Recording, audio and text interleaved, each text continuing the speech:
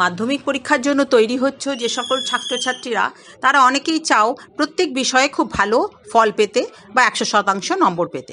আমি আজ ভৌতবিজ্ঞানে কিভাবে 100তে 100 নম্বর পাওয়া সম্ভব সে ব্যাপারে কিছু বলছি। আমার নাম পৃথা ব্যানার্জি। দীর্ঘ শিক্ষকতা জীবন এবং বোর্ডের পরীক্ষক হওয়ার অভিজ্ঞতার সুবাদে এ ব্যাপারে আমি তোমাদের কিছু টিপস শেয়ার করছি। তোমরা কিন্তু অতি অবশ্যই পুরো ভিডিওটি খুব মন দিয়ে শেষ পর্যন্ত দেখবে, তাহলে আশা করছি খুবই উপকৃত হবে। এবারে আমরা একটু প্রশ্নের ধরনগুলো একটু বিস্তারিত আলোচনা করব। তো বিভিন্ন ধরনের প্রশ্ন উত্তর করতে গেলে কিভাবে উত্তর করলে এক্সামিনারের কাছ থেকে পুরো নম্বর তোমরা পেতে পারো সেটাও আমরা একটু আলোচনা করতে চাই। তো আমরা দেখেছি যে ভৌতবিজ্ঞানে 4টি গ্রুপে প্রশ্ন থাকে, 4টে গ্রুপ। গ্রুপ এ এতে থাকে এমসিকিউ টাইপের প্রশ্ন, 15টি প্রশ্ন থাকে, মোট 15 নম্বর, 1 নম্বর করে প্রতিটি প্রশ্ন। এখানে প্রতিটি প্রশ্ন কিন্তু বাধ্যতামূলক, সব প্রশ্নের উত্তর করতে হবে। সঠিক উত্তরটি বেছে পূর্ণ বাক্যে উত্তর করতে হবে। আমরা একটা উদাহরণ হিসেবে এখানে দেখো পাশে লেখা আছে উদাহরণটা, যে নিচের কোনটি ওজোন স্তরকে ক্ষয় করে না। অপশন দেওয়া আছে এ NO, B NO2, C CO2 এবং ডি CFC। উত্তর কি হবে? C CO2। তো আমরা কিভাবে লিখব? সি CO2 লিখে আন্ডারলাইন করে ওজোন স্তরকে ক্ষয় করে না, এইভাবে পূর্ণ বাক্যে উত্তর দেব। কিন্তু শুধু সি CO2 এইভাবে কিন্তু লিখব না, ঠিক আছে? এবার আমরা চলে যাই গ্রুপ বিতে। গ্রুপ বিতে কিরকম প্রশ্ন থাকে? Very short answer type. এটাও 1 নম্বর করে প্রতিটি প্রশ্ন, 21 নম্বর মোট থাকে। 4 ধরনের প্রশ্ন এখানে হতে পারে। একটি বাক্যে উত্তর করতে হবে, সত্য মিথ্যা এই ধরনের প্রশ্ন, শূন্যস্থান পূরণ এবং স্তম্ভ মেলানো, এই 4 ধরনের প্রশ্ন বিভিন্ন রকমই থাকতে পারে এবং কিছু বিকল্প প্রশ্ন এখানে থাকে। তো আমরা আলাদা করে আলোচনা করি। এ মানে একটি বাক্যে উত্তর, এগুলো কিভাবে লিখতে হবে না, যা চাওয়া হয়েছে সেই শব্দ বা শব্দগুলো সহ পূর্ণ বাক্যে উত্তর দেবে এবং যে শব্দটি তোমার উত্তর সেটা তলে একটু আন্ডারলাইন করবে। এবার চলে আসি সত্য মিথ্যা, এই প্রশ্নটা কিভাবে অ্যান্সার করবে। ধরো একটা প্রশ্ন রয়েছে যে গ্যাসীয় অণুগুলির মধ্যেকার সংঘর্ষ স্থিতিস্থাপক, এটা সত্য বা মিথ্যা লেখো। উত্তর হবে কি না, গ্যাসীয় অণুগুলির মধ্যকার সংঘর্ষ স্থিতিস্থাপক ড্যাশ দিয়ে লিখবে, উক্তিটি সত্য। এইরকম শূন্যস্থান পূরণ, এগুলো তোমরা জানো মোটামুটি, তবু বলছি। একটা প্রশ্ন যদি উদাহরণ সহ বলা যায় যে মানব চক্ষুতে যে লেন্সটি থাকে সেটি হলো ড্যাশ, কি উত্তর হবে? মানব চক্ষুতে যে লেন্সটি থাকে সেটি হলো উভোত্তল লেন্স। উভোত্তলের তলায় আন্ডারলাইন করে দিলে। এরপরে আসছি আমরা স্তম্ভ মেলানো এই প্রশ্নে। তো এখানে 3টি বা 4টি প্রশ্ন একত্রে থাকে। সেই 4টে প্রশ্নে ধরো 4 নাম্বার, এটা একই সঙ্গে থাকবে। তো একটা উদাহরণ আমি পাশে কাগজে দিয়েছি। স্তম্ভ মেলাও, বাম স্তম্ভের সঙ্গে ডান স্তম্ভ, একটি চালকোজেন মৌল, একটি ল্যান্থানাইড মৌল, গ্যালভানাইজেশন, অ্যামালগাম, এরকম 4টি, তার উত্তরগুলো দেওয়া আছে পাশে। 1 নম্বরে জিঙ্ক, 2 নম্বরে পারদ, 3 নম্বরে সালফার, 4 নম্বরে সিরিয়াম। কিন্তু উত্তরগুলো এইভাবে নেই, উত্তরগুলো সঠিক উত্তরগুলো বেছে তোমাকে স্তম্ভ মিলিয়ে লিখতে হবে। তো কিরকম ভাবে উত্তরটা লিখবে? একটি চালকোজেন মৌল, এটা হবে সালফার, 3 নম্বর দিয়ে সালফারটা লিখবে। একটি ল্যান্থানাইড মৌল, এটার উত্তর হবে সিরিয়াম, সেটা 4 নম্বরে আছে, 4 নম্বর দিয়ে সিরিয়াম লিখবে। গ্যালভানাইজেশন, এটা হবে 1 নম্বর জিঙ্ক এবং অ্যামালগাম, এটা 2 নম্বর পারদ। অ্যারো দিয়ে ঘুরিয়ে লিখবে না বা দাগ দিয়েও লিখবে না, ঠিক আছে? গ্রুপ বি, গ্রুপ সি এবং গ্রুপ ডি প্রত্যেক গ্রুপে কিন্তু কিছু বিকল্প প্রশ্ন তোমরা পাবে। যেগুলি উত্তর করার সময় দাগ নম্বর লিখে পাশে অথবা কথাটি অবশ্যই লিখবে, তা না হলে এক্সামিনার বুঝতে পারবে না তুমি কোন প্রশ্নের উত্তর করতে চাইছো। এবারে চলে যাই গ্রুপ সি তে। এবার গ্রুপ সি তে হচ্ছে শর্ট অ্যান্সার টাইপ, এসে টাইপ প্রশ্ন। মোট 9টি প্রশ্ন থাকবে, প্রত্যেকটি 2 নম্বর করে, মোট 18 নম্বর। এই এসে টাইপ প্রশ্ন কিন্তু অনেক ধরনের হয় ভৌত বিজ্ঞানে, বিশেষ করে প্রত্যেক ক্ষেত্রে প্রশ্নে যা চাওয়া হয়েছে সেটা ভালো করে বুঝে নেবে এবং টু দা পয়েন্ট অ্যান্সার লিখতে হবে, অতিরিক্ত কিছু লিখবে না। এই এসে টাইপের প্রশ্নের উত্তর লেখা তোমরা কিন্তু ভালোভাবে অভ্যাস করবে, কারণ এটা স্কোর করার জন্য সবচাইতে জরুরি। এসে টাইপ প্রশ্নের কয়েক ধরনের প্রশ্নের জন্য আমরা কিভাবে উত্তর করতে হবে মোটামুটি একটা আলোচনা করছি। যেমন প্রথম হচ্ছে সূত্র বিবৃতি। বিভিন্ন ধরনের প্রশ্ন, সূত্র তোমাদের সিলেবাসে রয়েছে, তো সেই সূত্র চাওয়া হয়েছে বিবৃতি। এক্ষেত্রে সূত্রটি লিখে সেটা সম্ভব হলে তার গাণিতিক রূপটি কিন্তু পাশে লিখে দেবে। সব ক্ষেত্রে অবশ্য প্রযোজ্য হবে না, কারণ যে ক্ষেত্রে বিবৃতিটা অনেক বড় সেক্ষেত্রে আর দরকার নেই। এছাড়া ব্যাখ্যা করো, এই ধরনের প্রশ্ন। এর উত্তরে কিন্তু অবশ্যই কারণ উল্লেখ করে দেবে, অবশ্যই, কারণ কারণই এখানে চাওয়া হয়েছে। সংজ্ঞা লেখো, প্রয়োজনে চিত্র দিতে হবে, এখানে সংজ্ঞাটা লিখে পাশে চিত্র দিয়ে বুঝিয়ে দেবে। তারপর ধরো চিত্র অঙ্কন করো, এই ধরনের প্রশ্ন। তো যেমন একটা উদাহরণ আমি এখানে দিয়েছি, যে চিত্র সাহায্যে আলো প্রতিসরণে রশ্মির চ্যুতি দেখাও। তো এখানে প্রথমে আমরা ছবিটা আঁকবো, ঠিক আছে? ছবিটা এঁকে সুন্দর করে প্রতিসরণের ছবি এঁকে এবং আলোক রশ্মির অভিমুখ দেখাতে হবে জানো তোমরা। আর চিত্রটিকে অবশ্যই চিহ্নিত করবে, পি ও কিউ ইত্যাদি এখানে যেমন চিহ্নিত করা আছে, এবং লিখে দেবে যে আপতিত রশ্মি হচ্ছে পিও, প্রতিসৃত রশ্মি ও কিউ, আই হচ্ছে এখানে আপতন কোণ, আর হচ্ছে এখানে প্রতিসরণ কোণ ইত্যাদি, এবং দেখিয়ে দেবে যে ডেল্টা, চ্যুতি ডেল্টা ইকুয়ালস টু হচ্ছে আই মাইনাস আর। ঠিক আছে? এখানে আলোক রশ্মি লঘু মাধ্যম থেকে ঘন মাধ্যমে গেলে এই ধরনের চ্যুতি হয়। এবার চলে আসি আরেক ধরনের প্রশ্ন, যেমন সম্পর্ক বা সমীকরণ প্রতিষ্ঠা। তো এক্ষেত্রে একটা উদাহরণ আমি এখানে আলোচনা করেছি, দেখো যে অবতল দর্পণের ক্ষেত্রে বক্রতা ব্যাসার্ধ ও ফোকাস দৈর্ঘ্যের মধ্যে সম্পর্ক নির্ণয় করব। তো এখানে প্রথমেই আমরা একটা অবতল দর্পণের চিত্র অঙ্কন করব, তা থেকে রাশিগুলোর মধ্যে সম্পর্ক নির্ণয় করতে হবে। ঠিক আছে?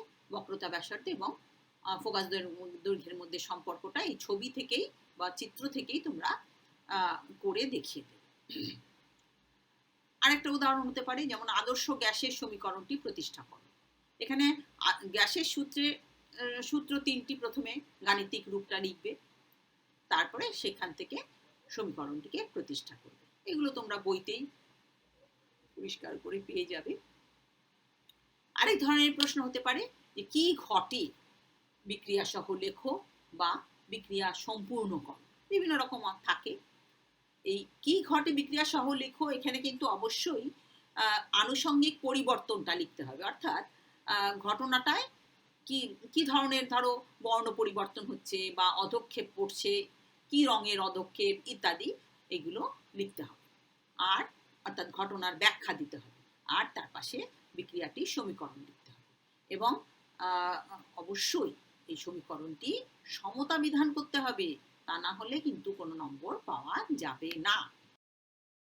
পার্থক্য করো, এ ধরনের প্রশ্ন যদি থাকে, পার্থক্য করো বা সাদৃশ্য বৈসাদৃশ্য লেখো বা তুলনা করো, এ ধরনের প্রশ্নে কিন্তু সবচেয়ে ইম্পর্টেন্ট বা প্রধান দুটো পয়েন্ট লিখতে হবে 2 নম্বরের জন্য। আর যদি বেশি পয়েন্ট থাকে সেই প্রশ্নে, মানে সেই পার্থক্যে ধরো তুমি যেখানে বইতে পড়েছো সেটাতে কিন্তু 4টে পয়েন্ট লিখবে। আর যদি কম পয়েন্ট থাকে সেক্ষেত্রে প্রধান দুটো পয়েন্ট লিখলেই হবে। যেমন ধরো সংজ্ঞা বা ইত্যাদি এটা একটা প্রধান পয়েন্ট। তারপরে প্রধান বৈশিষ্ট্য ইত্যাদি। এবার রাসায়নিক সংকেত আরেক ধরনের প্রশ্ন, যেমন রাসায়নিক সংকেত বা গঠনমূলক সংকেত। তো এক্ষেত্রে প্রশ্ন কিরকম ধরনের উত্তর লিখবে তোমরা, প্রশ্ন অনুযায়ী লিখবে।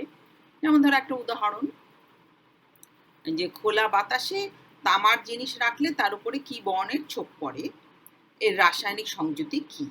এ ধরনের প্রশ্ন যদি থাকে তাহলে আমরা উত্তর কিভাবে লিখব? এই সবুজ রঙের ছোপ পড়ে, রংটা পরিষ্কার করে বলতে হবে। যৌগটির নাম হচ্ছে ক্ষারকীয় কপার কার্বনেট। রাসায়নিক সংযুতি হলো CuCO3 CuOH হল। পাশে দেখো আমি কাগজে লিখে দিয়েছি। এটা কিভাবে তৈরি হয় সেটাও একটু লিখে দেবে। বায়ুর জলীয় বাষ্প ও কার্বন ডাই অক্সাইডের সাথে তামার বিক্রিয়ায় এটা গঠিত হয়। এভাবে একটু ব্যাখ্যা করে সংকেত সহ এবং নাম সহ উত্তর লিখবে। আরেকটা উদাহরণ আমরা দিচ্ছি, যেমন ধরো গঠনমূলক সংকেত ইত্যাদি যদি চাওয়া হয়, এটা সাধারণত জৈব রসায়নের ক্ষেত্রে এই ধরনের প্রশ্ন আসে। যেমন CH3CH2CH2OH এই যৌগটা, এর একটি অবস্থানগত সমবায়বের গঠন ও সংকেত লিখবে এবং যৌগ দুটির নাম লিখবে। মানে যেটা দেওয়া আছে সেটা একটা যৌগ, আরেকটি গঠনমূলক সমবায়বের সংকেত লিখতে হবে, গঠনমূলক সংকেত এবং তার সাথে নাম। তো কিরকম হবে? যেমন যেটি দেওয়া আছে CH3CH2CH2OH, এতে 3টি কার্বন আছে এবং একটি সরল রেখায় আছে, সুতরাং এই যৌগটির নাম হবে N-প্রোপানল। ঠিক আছে?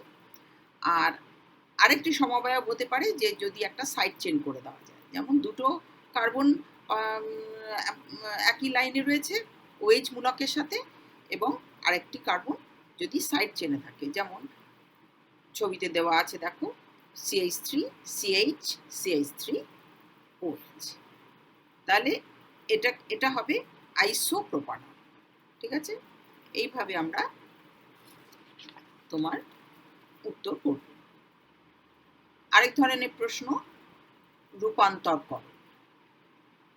সাধারণত জৈব যৌগ থেকেই এই প্রশ্ন হয়।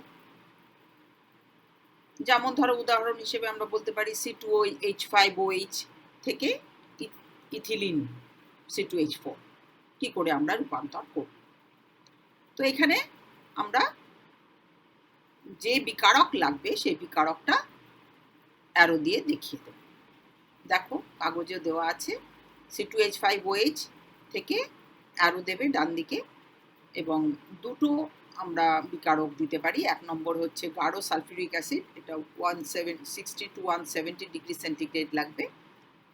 আর একটা দেওয়া যেতে পারে, যেমন 2 নম্বর হচ্ছে অ্যালুমিনা আর কি, Al2O3, এটা 350 ডিগ্রি সেন্টিগ্রেডে দিতে হবে। অ্যারোর ডান দিকে লিখবে CH2 ডাবল বন্ড CH2 অর্থাৎ C2H4। তাহলে এখানে মনে রাখবে যে এখানে কিন্তু শুধু বিকারক ও শর্ত লিখলেই হয়, প্রত্যেক ক্ষেত্রে সম্পূর্ণ বিক্রিয়া না লিখলেও চলে। যেমন এই ধরনের বিক্রিয়া, যেমন রূপান্তর, এখানে কিছু পুরো বিক্রিয়া লেখার দরকার নেই। এরপরে আমরা আসি গাণিতিক প্রশ্নে। তো এই গাণিতিক প্রশ্ন কিন্তু একটা মূল প্রশ্ন, যেটা নাকি তোমাদের স্কোর করার জন্য খুবই জরুরি। তো এখানে আমি একটু বিস্তারিতভাবেই আলোচনা করছি। প্রথম পয়েন্ট হচ্ছে যে মনে রাখতে হবে গাণিতিক প্রশ্নের প্রত্যেকটি গাণিতিক প্রশ্নের জন্য একটা করে বিকল্প প্রশ্ন কিন্তু তোমাদের মাধ্যমিক পরীক্ষায় আসে। তো সেখানে তুমি ভালো করে দেখে নেবে যে কোনটি তোমার পক্ষে সহজ হচ্ছে, বিকল্প প্রশ্নটি নাকি মূল প্রশ্নটি। আর গাণিতিক প্রশ্ন সবসময় একটা সম্পর্ক থেকে শুরু করে নির্ণেয় মান বের করতে হয়, সম্পর্কটা ভালো করে বুঝে নিতে হয় এবং লিখতে হয়। 3 নম্বর পয়েন্ট হচ্ছে যে একক। তো একক সম্পর্কে কিন্তু খুব সচেতন হতে হবে এবং এককের ব্যবহারগুলো ভালো করে অভ্যাস করতে হবে, কারণ এটা খুব জরুরি। এখানে কিন্তু তোমাদের সবচাইতে বেশি ভুল হয়। ঠিক আছে? তো সাধারণত গাণিতিক প্রশ্ন পেজ 10 আমরা বলছি সাধারণত গাণিতিক প্রশ্ন দু ধরনের হয়। এ সূত্র থেকে গণনা, আর বি হচ্ছে কোনো রাসায়নিক সমীকরণ বা সম্পর্ক থেকে। এখানে দেওয়া আছে দেখো একটি উদাহরণ, যে 27 ডিগ্রি সেন্টিগ্রেড উষ্ণতায় 570 মিলিমিটার অফ মার্কারি চাপে 4.4 গ্রাম কার্বন ডাইঅক্সাইড গ্যাসের আয়তন নির্ণয় করে। দেওয়া আছে আর এর মান 0.082 লিটার অ্যাটমসফিয়ার পার মোল পার কেলভিন। ঠিক আছে, তো উত্তর কি করে লিখবো? প্রথমে আমাদের সূত্রটা লিখতে হবে। তো এখানে খেয়াল করতে হবে যে এখানে কিন্তু গ্যাসের একটি মাত্র অবস্থার কথাই বলা হয়েছে, অর্থাৎ একটি চাপ এবং একটি তাপমাত্রা, এই কিন্তু বলা আছে। তো সুতরাং আমরা কোন সূত্রটা লিখব? PV = nRT, অর্থাৎ আদর্শ গ্যাসের সমীকরণ, বা W/mRT। N = W/m, N হচ্ছে নাম্বার অফ মোলস, W হচ্ছে ভর এবং M হচ্ছে তার আণবিক গুরুত্ব। তো এখানে আমাদের প্রত্যেকটি ডেসক্রিপটিভলি মানগুলো লিখে দিতে হবে প্রত্যেকটি রাশির জন্য। যেমন P সমান হচ্ছে এখানে 570 মিলিমিটার অফ মার্কারি, এটাকে আমরা অ্যাটমসফিয়ারের এককে নিয়ে যাব, পরে বলছি কেন।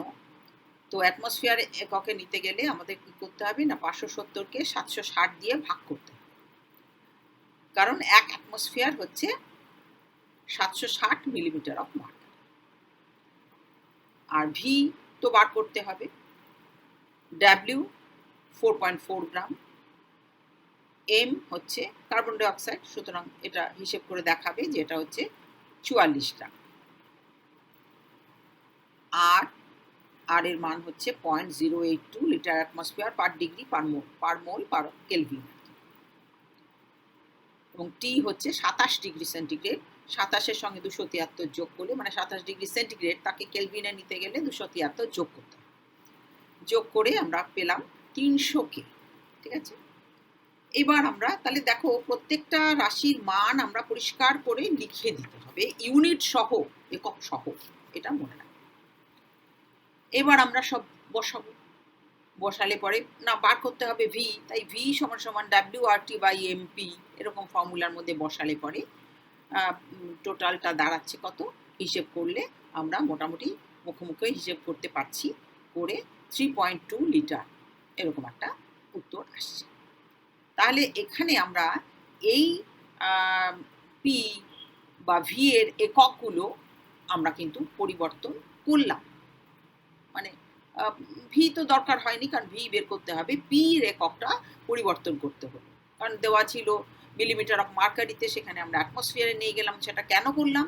কারণ এখানে কি হচ্ছে, যে ফর্মুলার মধ্যে দেখো আর এর এককের সাথে পি এবং ভি এর এককটা কিন্তু কেটে যাবে, মানে কেটে যেতে হবে, বুঝতে পেরেছো? একটা সমীকরণ তো। তাহলে আর এর একক দেওয়া আছে লিটার অ্যাটমসফিয়ার পার মোল পার কেলভিন, তো সেখানে আমাদের অ্যাটমসফিয়ার এককে প্রেশারটাকে নিতে হবে এবং ভি বেরোবে লিটার। এখানে আমাদের অ্যান্সারে লিটার বেরিয়েছে। তাহলে এগুলো একটুখানি বুঝে নিতে হবে এককের বিষয়টা। আবার একটা উদাহরণ আমরা দিতে পারি, যে এক অবস্থা থেকে অন্য অবস্থায় যদি গ্যাসের পরিবর্তনের কথা বলা হয়, মানে গ্যাসটাকে একটা অবস্থায় রাখা হয়েছে, সেটাকে আরেকটি অবস্থায় আমরা নিয়ে যাচ্ছি, তো সেরকম একটি উদাহরণ। আর অবস্থা বলতে কি বোঝায়? গ্যাসের চাপ এবং তাপ, এই দুটো হচ্ছে গ্যাসের অবস্থাকে প্রকাশ করে। ঠিক আছে, যেমন একটা প্রশ্ন, এসটিপিতে কোনো গ্যাস 100 লিটার আয়তন অধিকার করে, চাপ স্থির রেখে উষ্ণতা বৃদ্ধি করে যদি 273 ডিগ্রি সেন্টিগ্রেড করা যায়, তাহলে গ্যাসটি কি আয়তন অধিকার করবে? এই হচ্ছে প্রশ্ন। তো এক্ষেত্রে আমাদের অবস্থা পরিবর্তনটা কিরকম হচ্ছে না, এসটিপি থেকে চাপ স্থির রেখে উষ্ণতা পরিবর্তন করা হচ্ছে। সুতরাং আমরা কি সূত্র ব্যবহার করব? অবস্থা পরিবর্তনের সূত্র, সেটা আমরা কি জানি, যে P1V1/T1 = P2V2/T2। এখানে আলাদা করে চাপ স্থিরের আলাদা কোনো সূত্র আমরা ব্যবহার করার দরকার নেই, কারণ এখানে আমরা চাপটাকে স্থির রেখে দিলেই হবে। দুদিকে রাশির এককটা এক থাকলেই কিন্তু এখানে অঙ্কে আর কোনো সমস্যা নেই। মানে ধরো প্রেশারের একক, পি এর একক P1 এবং P2 দুটোর একক এক রাখতে হবে, V1 এবং V2 দুটোর একক এক রাখতে হবে, T1 T2 দুটোর একক এক রাখতে হবে।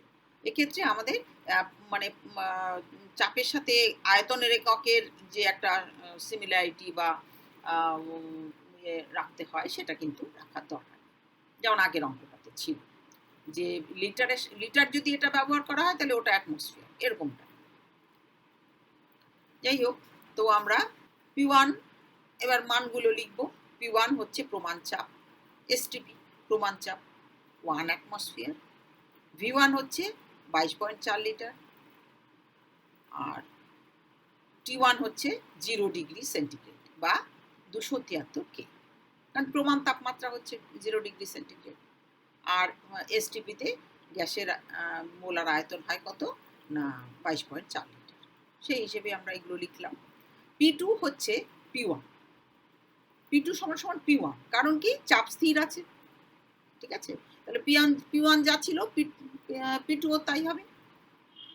আর V2 বার করতে হবে। T2 হচ্ছে 273 ডিগ্রি সেন্টিগ্রেড, অর্থাৎ 273 প্লাস 273 মানে 546 কে হয়ে গেল। এবার বসালাম আমরা, P1 কেটে গেল দুদিক থেকে, তাহলে বেরোলো কত না V2 হচ্ছে 44.8 লিটার।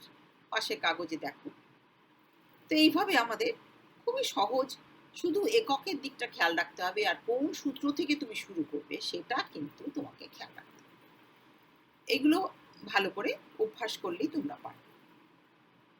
আর একটা উদাহরণ আমরা দিতে পারি, একটা সম্পর্ক বা সংজ্ঞা থেকে যে অঙ্ক করা হয়। 750 ওয়াট তড়িৎ ক্ষমতা সম্পন্ন একটি ইলেকট্রিক ইস্ত্রি 220 ভোল্ট মেইনসে 10 ঘন্টা চালালে কত ইউনিট তড়িৎ শক্তি খরচ হবে? খুব কমন অঙ্ক। তো আমরা এখানে জানি যে বিওটি বা তড়িৎ শক্তির যে একক, তার সেই ইউনিট হচ্ছে কত না কিলোওয়াট ঘন্টা, সেটা আসলে হচ্ছে কিলোওয়াট ঘন্টা। তো আমাদের এখানে প্রথমে ব্যয়িত তড়িৎ শক্তি হিসেব করতে হবে। ব্যয়িত তড়িৎ শক্তি হচ্ছে ওয়াট ইন্টু আওয়ার। এখানে আমাদের ওয়াট দেওয়া আছে, তাই জন্য আমরা ওয়াট ইন্টু আওয়ার করবো। 750 ইন্টু 10 করলে পরে হলো কত 7500 ওয়াট আওয়ার, ঠিক আছে? এটাকে বিওটিতে নিয়ে যেতে গেলে শুধু আমাকে কিলোওয়াটে নিয়ে যেতে হবে, 1000 দিয়ে ভাগ করতে হবে। 1000 দিয়ে ভাগ করলে পরে আমরা পেয়ে গেলাম 7.5, ঠিক আছে? তাহলে এখানে বিওটি এই সংজ্ঞাটা, তড়িৎ শক্তির ব্যবহারিক একক, এর সংজ্ঞাটা আমরা ব্যবহার করি যে 1 কিলোওয়াট ক্ষমতা সম্পন্ন কোনো যন্ত্র যদি 1 ঘন্টা চলে তাহলে পরে যে তড়িৎ শক্তি ব্যয় হয় তা হচ্ছে 1 বিওটি। এই স্বল্প পরিসরে আমরা বিস্তৃত আলোচনা করা সম্ভব নয়, খুবই অল্প সময়ের ভিডিও এটা। তবে গাণিতিক প্রশ্নের সঠিক সমাধান 100% নম্বর পাওয়ার ক্ষেত্রে কিন্তু খুব জরুরি, এবং মাত্র 4টি অধ্যায়ে কিন্তু তোমাদের গাণিতিক প্রশ্ন হয়, 4টি অধ্যায় থেকে। কি কি? গ্যাসের আচরণ, রাসায়নিক গণনা, যেগুলো থেকে সবসময়ই গাণিতিক প্রশ্নই আসে, আর আলো এবং চলতড়িৎ, এই দুটো থেকেও কিন্তু গাণিতিক প্রশ্ন প্রায়ই আসে, মানে বেশিরভাগ বছরই আসছে। এই সব ধরনের সমস্যাগুলোকে আমরা যদি ভাগ ভাগ করে পড়ি, বা তোমরা যদি ভাগ ভাগ করে পড়ো বা অভ্যাস করো এবং এককের দিকে নজর দাও, তাহলে কিন্তু এর সমাধান সঠিকভাবে করতে পারবে আর কি। তো এতক্ষণ আমরা গ্রুপ সি এর বিভিন্ন ধরনের প্রশ্ন নিয়ে একটু আলোচনা করলাম, যদিও সব ধরনের প্রশ্ন, এছাড়াও আরও কিছু ধরনের প্রশ্ন আছে, তো প্রধান প্রধান যে সমস্ত ধরনের প্রশ্ন সেগুলোই আমরা একটু আলোচনা করলাম। তো এবার আমরা চলে যাচ্ছি গ্রুপ ডিতে। তো গ্রুপ ডিতে 12টি প্রশ্ন থাকে, প্রত্যেকটি 3 নাম্বার, মোট 36 নম্বর। এই ভৌতবিজ্ঞানে কিন্তু একটা সুবিধে আছে, কি না 3 নম্বরের প্রশ্নগুলো সাধারণত 1+1+1 বা 2+1 এভাবে ভাগ করা থাকে, ঠিক আছে, ভেঙে ভেঙে করা হয়, যেগুলো নাকি আমরা ইতিমধ্যেই একটু আলোচনা করেছি 2 নাম্বার বা 1 নাম্বারের প্রশ্নগুলো। কাজেই আমাদের আলাদা করে আর বলার দরকার হচ্ছে না, সেইগুলোই থাকবে। তবে কিছু কিছু প্রশ্ন থাকে খুব কম, যেমন শিল্প উৎপাদন, গ্যাসের প্রস্তুতি, আলো চ্যাপ্টার থেকে কিছু ছবি, চিত্র অঙ্কন বা কিছু সমীকরণ প্রতিষ্ঠা, বা কোনো বড় সমস্যা ইত্যাদির ক্ষেত্রে 3 নম্বরের প্রশ্ন থাকতে পারে। এবং গাণিতিক প্রশ্নেও কিছু কিছু ক্ষেত্রে 3 নম্বরের প্রশ্ন হয়। সেগুলো আলাদা আলাদা করে তোমরা একটু অভ্যাস করবে। সেগুলো প্রশ্ন বিভিন্ন ধরনের প্রশ্ন কালেক্ট করে তার উত্তরগুলো একটু অভ্যাস করতে হবে, তাহলে পরেই তোমরা বুঝতে পারবে। রাসায়নিক সমীকরণ থেকে গণনা। বাণিজ্যিক জিঙ্কে 35% অশুদ্ধি আছে, এটা 3 নম্বরের প্রশ্ন। কিন্তু 35% অশুদ্ধি আছে, এরকম 50 গ্রাম জিঙ্ক অতিরিক্ত পরিমাণ পাতলা সালফিউরিক অ্যাসিডের সাথে বিক্রিয়া ঘটালে কি পরিমাণ হাইড্রোজেন উৎপন্ন হবে। দেওয়া আছে জিঙ্ক হচ্ছে 65, মানে তার অ্যাটমিক ওয়েট, আর হাইড্রোজেন হচ্ছে 1, ঠিক আছে। তো উত্তরে কি করতে হবে না, প্রথমেই ব্যালেন্সড সমীকরণ লিখতে হবে, কারণ এই ধরনের রাসায়নিক সমীকরণ থেকে গণনায় সমীকরণটা সবার আগে ব্যালেন্সড সমীকরণ তোমাদের লিখতে হবে, ঠিক আছে। এবং সেখানে যদি কোনো ভুল হয়ে যায় তাহলে কিন্তু অঙ্ক গণনা ঠিক মতো হবে না, ঠিক আছে। তো এখানে সমীকরণটা আমরা লিখে ফেলি যদি, তাহলে হলো Zn plus H2SO4, ZnSO4 plus H2, simple reaction. তো হিসেব করতে গিয়ে আমাদের প্রথমেই অশুদ্ধ জিঙ্কে কতটা বিশুদ্ধ জিঙ্ক আছে সেটা হিসেব করে নিতে হবে। অর্থাৎ এখানে বলছে যে 50 গ্রাম 35% বিশুদ্ধ জিঙ্ক নিয়েছি আমরা, তার মধ্যে তাহলে অশুদ্ধ জিঙ্ক নিয়েছি আমরা, তাহলে তার মধ্যে বিশুদ্ধ জিঙ্কের পরিমাণ কত হবে না 50 × 35/100, তাহলে হলো কত 17.5 গ্রাম, ঠিক আছে। তো এবার আমরা ঐকিক নিয়মে ক্যালকুলেট করব, যেটা বার করব সেটা ডান দিকে রাখবো, আর যেটা থেকে বার করব সেটাকে বাঁ দিকে রাখবো। যেমন 65 গ্রাম বিশুদ্ধ জিঙ্ক থেকে হাইড্রোজেন পাওয়া যায় 2 গ্রাম, এটা আমরা জানি। আর 1 গ্রাম জিঙ্ক থেকে তাহলে পাওয়া যাচ্ছে 2/65, আর 17.5 গ্রাম থেকে পাওয়া যাচ্ছে কত না 2 × 17.5/65, অর্থাৎ 0.53 গ্রাম হাইড্রোজেন। বাস হয়ে গেল, এইভাবেই ক্যালকুলেট করতে হবে। আজকে আমরা এই পর্যন্ত, আবার কোনো নতুন সমস্যা নিয়ে বা তোমাদের সাথে দেখা হবে, ঠিক আছে। আজকে এই পর্যন্ত।